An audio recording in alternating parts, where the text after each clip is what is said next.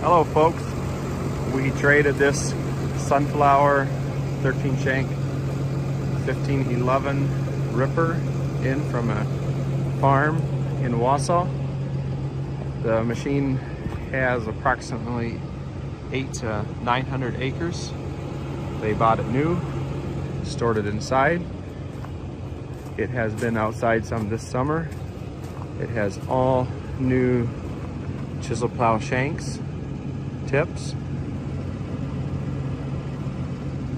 The discs are all original.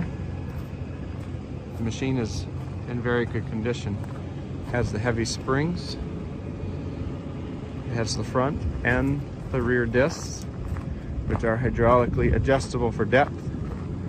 It has a lighting kit, as far as we know. All the bearings are good.